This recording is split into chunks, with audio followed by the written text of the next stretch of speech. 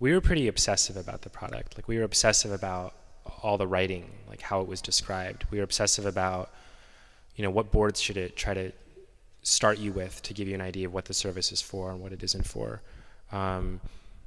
We were obsessive about the community, right? I think I personally wrote to the first like probably 7,000 people who joined the site, asked them what they thought about it.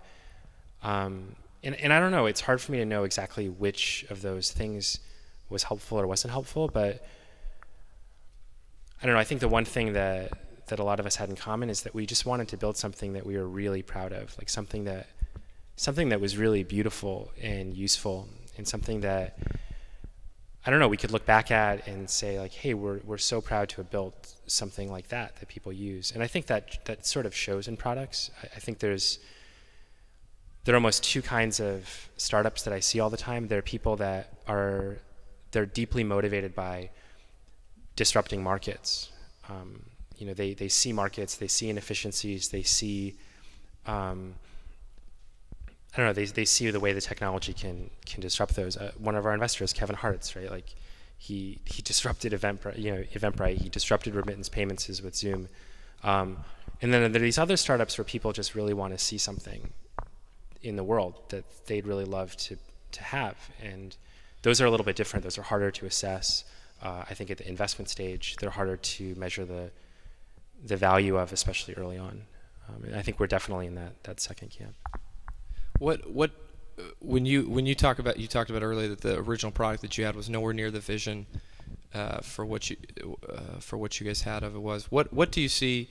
What does the future of Pinterest look like, and how does that align with your original vision? Are you still on track with your original vision? Have you guys hit it, or what's like the percentage of where the product is today to where your actual vision is of where it should go?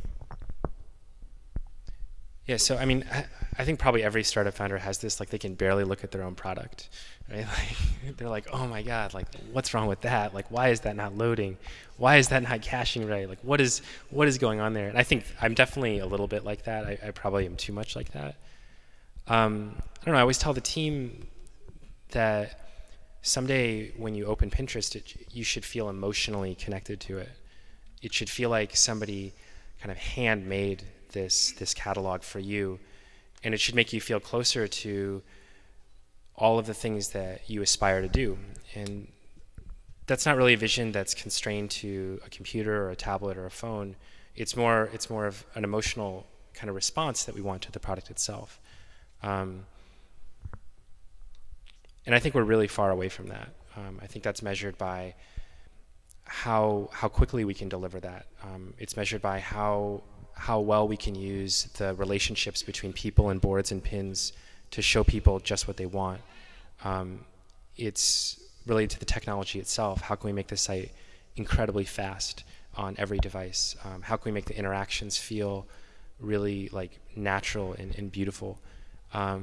So I think we're really, really far away from it. But I think it's nice to have a little bit of a North Star to point you to, and how you get there, I guess, is sort of the fun.